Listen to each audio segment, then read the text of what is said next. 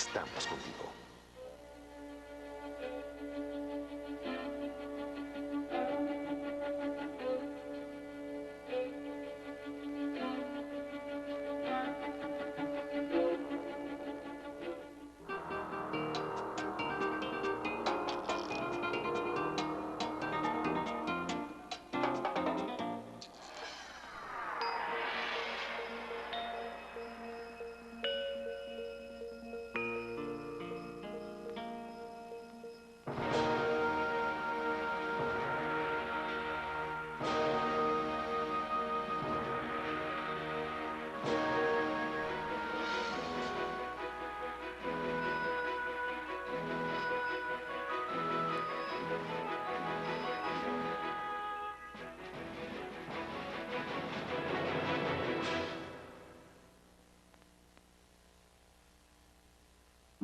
El 5 de febrero de 1903, durante las fiestas patrias que celebraban el aniversario de la Constitución de 1857, los redactores del semanario El Hijo del Ahuizote, encabezados por Ricardo Flores Magón, adornaron la fachada de su edificio con banderas, flores y una manta que decía: "La Constitución ha muerto".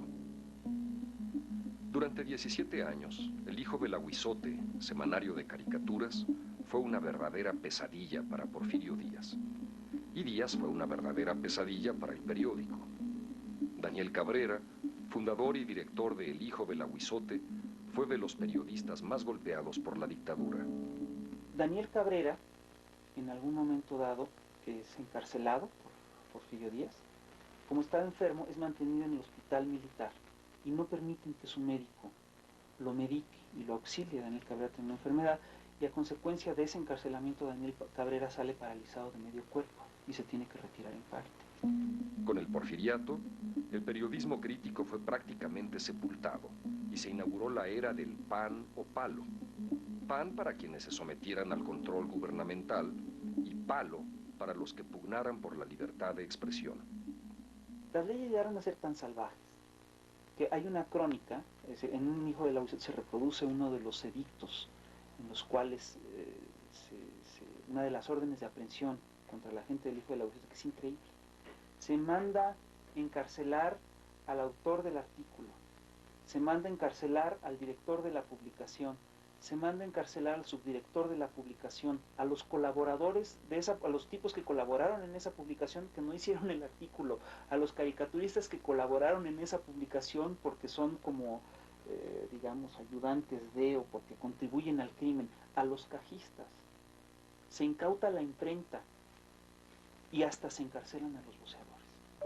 Hacia fines del siglo pasado, cuando cerca del 80% de la población vivía en el campo y el 90% de los mexicanos eran analfabetas, el gobierno porfirista gastaba sumas millonarias en subvencionar a numerosos diarios. Con el apoyo económico de Díaz, Rafael Reyes Espíndola fundó El Imparcial, diario con el que se inicia en México el periodismo como empresa al estilo norteamericano. Podríamos decir que durante el porfiriato es que cuando surgen las primeras ciudades que podríamos llamar modernas, ¿no?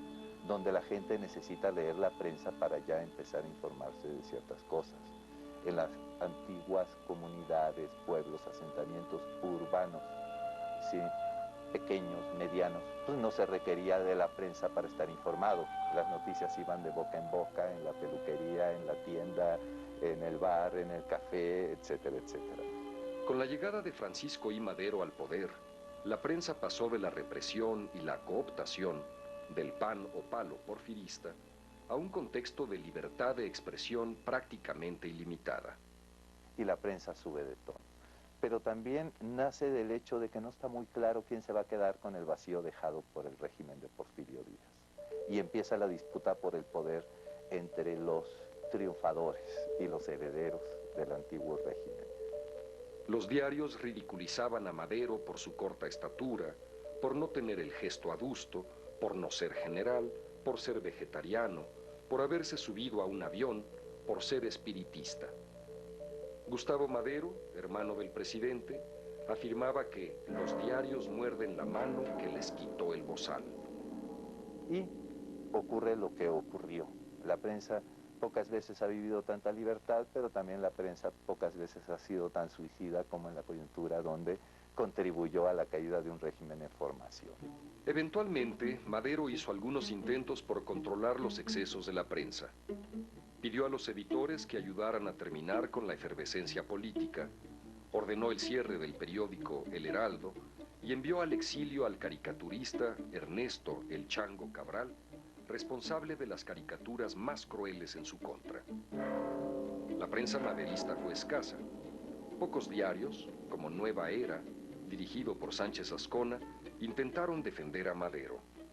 Pero estos periódicos terminaron acompañando a Madero en su derrota. El edificio donde Nueva Era se imprimía fue incendiado por los golpistas durante la Decena Trágica. La prensa apoyó cortesanamente el feroz cuartelazo de Victoriano Huerta. Sin embargo, el levantamiento armado en contra del usurpador creció en el norte y en el sur. En el norte, en medio de la lucha, Venustiano Carranza fundó su propio diario, El Constitucionalista. Carranza construye una política de comunicación social, para usar la jerga contemporánea, ¿sí?, pensando fundamentalmente en el fracaso de Madero con respecto a la prensa. No solamente se establecen grupos de trabajo especializados en la producción de materiales, de manifiestos, de artículos, sino que se financian medios. Además, Carranza se hizo fotografiar con frecuencia y tuvo el empeño, digno de un publicista moderno, de forjarse una imagen que proyectara fuerza y orden. Una de las medidas extremas utilizadas por Carranza fue los viajes de rectificación, a los que enviaba a periodistas que escribían noticias consideradas como falsas o inexactas. Rigurosamente vigilados y prácticamente sin dinero, los reporteros debían acudir al lugar de los hechos a constatar la falsedad o exageración de sus notas. Aquellos viajes eran vistos como auténticos secuestros y los rescates consistían en escribir artículos aceptables para el gobierno.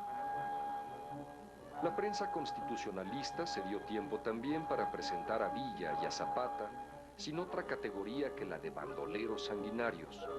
Con este fin, difundía profusamente la quema de trenes llevada a cabo por tropas zapatistas al mando de Genovevo de la O y callaba ante las atrocidades cometidas por los soldados carrancistas contra los hombres de Zapata en Morelos.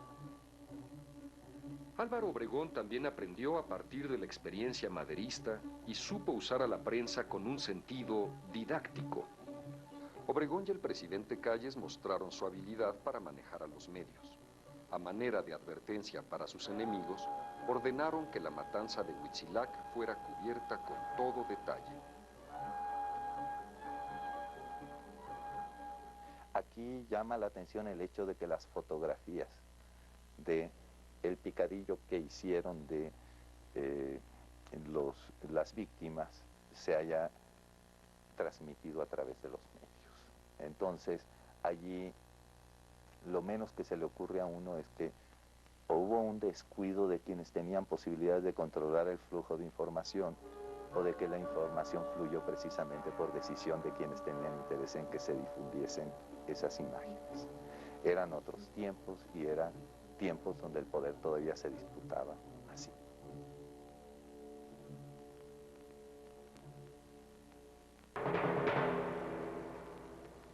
En la década de los 30, el presidente Lázaro Cárdenas consolidó y dio rasgos definitivos al sistema político emanado de la revolución. Este proceso de institucionalización incluyó las relaciones del gobierno con la prensa. El general Cárdenas gusta mucho de transmitir imágenes, ¿no?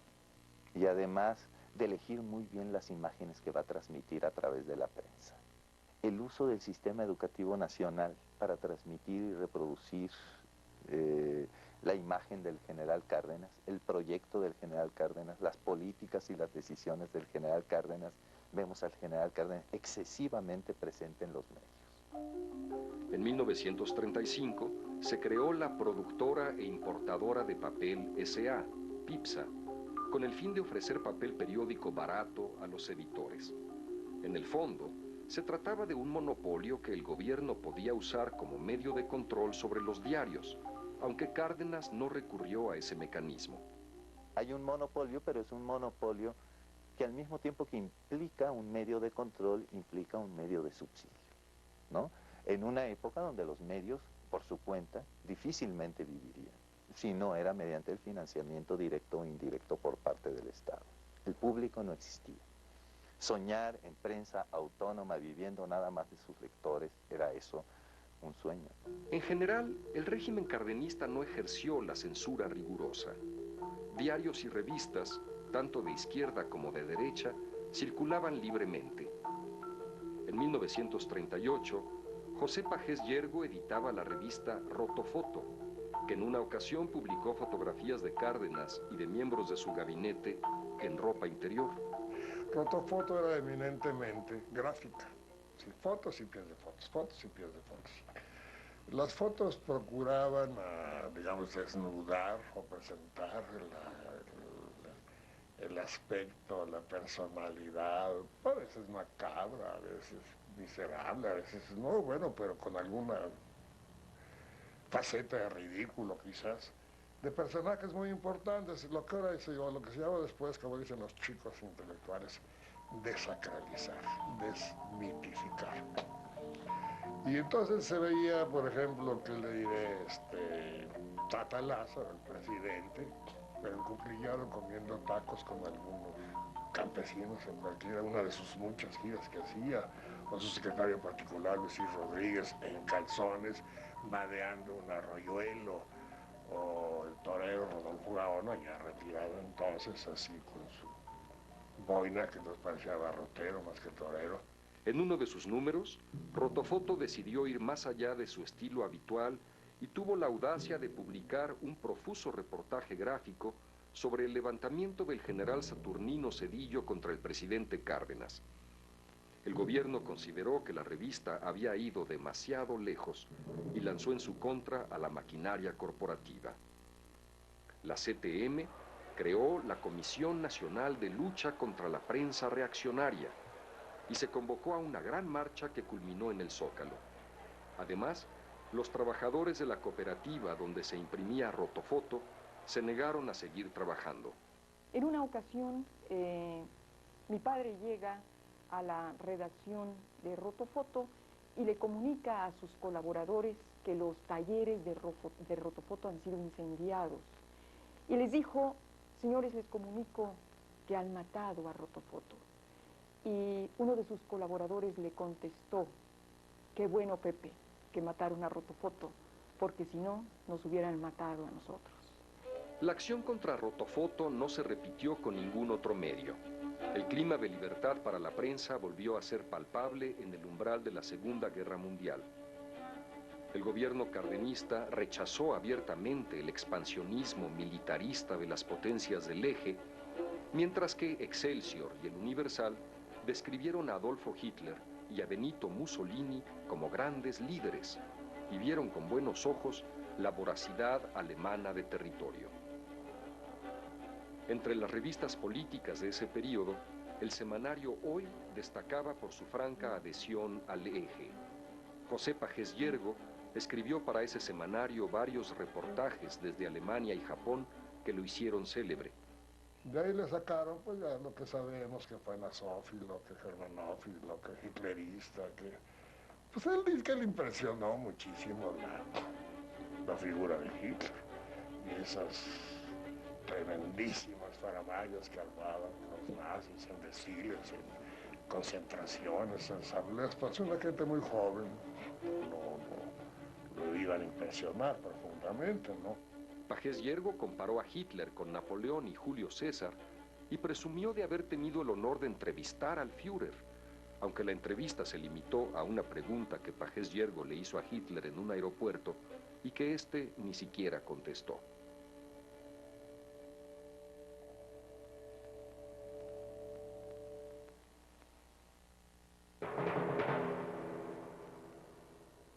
Durante el periodo de Miguel Alemán, la prensa en general optó por beneficiarse del PAN gubernamental. A pesar de su insignificante tiraje, los periódicos eran buenos negocios y sus dueños y directores hombres adinerados. La prensa fue capturada por una publicidad muy intensa y muy bien pagada. Cuanta información se publicaba, la pagaban al precio de tarifa de primera plana. Entonces había una mina de oro. Entonces las noticias más importantes del día se referían a las actividades del presidente, a sus constantes giras por el país, a cuanto se dijera.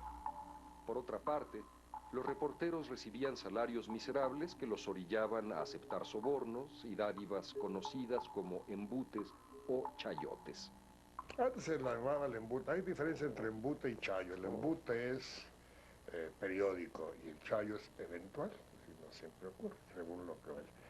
Dice que en tiempos de Miguel Alemán, bueno, eso sí lo sé, había alguna gira de trabajo a los periodistas acreditados y eso se les repartía dinero, andaban ayudantes con grandes portafolios repletos de billetes, nada de que ven mañana, ahí está.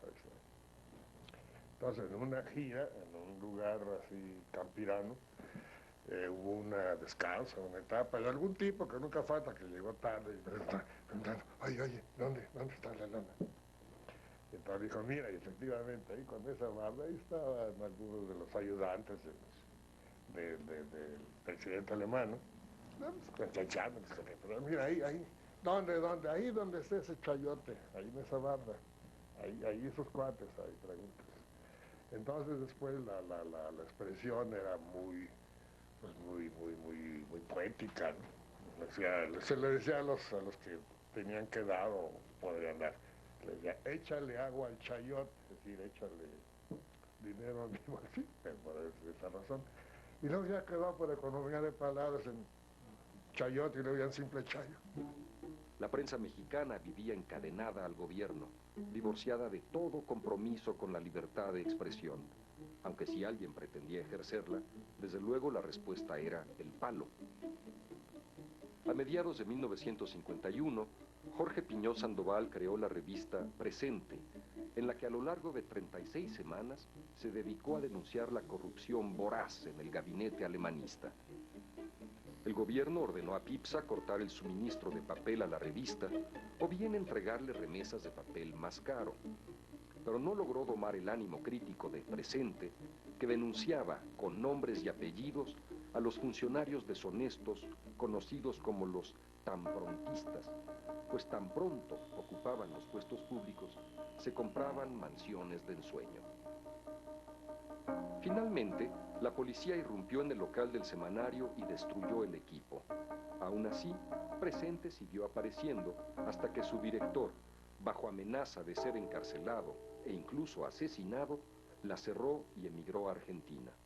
Poco antes del cierre de Presente, Alemán inauguró una ceremonia que desde el primer momento tomaría tintes de cinismo: el Día de la Libertad de Prensa.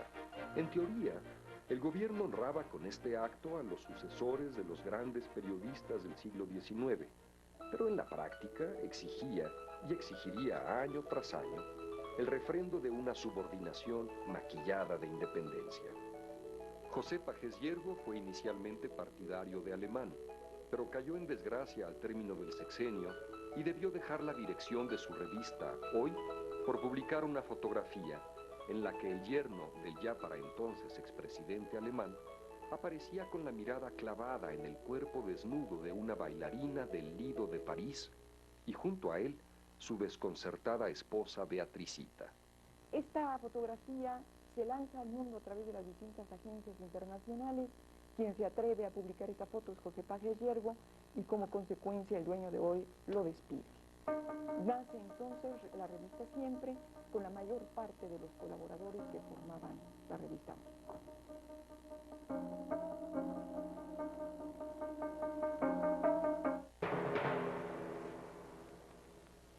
El control sobre la prensa llegó a su punto máximo durante el gobierno de Gustavo Díaz Ordaz. Sin embargo, en ese mismo periodo comenzaron a producirse roturas en la mordaza, especialmente con la elección de Julio Scherer García como director general de Excelsior el 31 de agosto de 1968. En aquellos días en que los estudiantes se habían posesionado del corazón de la ciudad, los diarios callaban la brutal represión a la que venía siendo sometido el movimiento estudiantil o se plegaban a las versiones oficiales. ¡Prensa vendida!, gritaban los jóvenes con el puño en alto al pasar frente a las oficinas de Excelsior en Paseo de la Reforma. El 2 de octubre, el gobierno descargó el golpe definitivo sobre los estudiantes. Al día siguiente, ningún medio tuvo las agallas para denunciar la verdadera dimensión de la matanza del día anterior en Tlatelolco. Excelsior fue el que más valor demostró. En la portada del vespertino Últimas Noticias, apareció una fotografía que mostraba zapatos y prendas abandonadas en la Plaza de las Tres Culturas. La crítica más fuerte a la matanza de Tlatelolco fue un cartón de Abel Quesada, el gran cartonista que entonces trabajaba en Excelsior.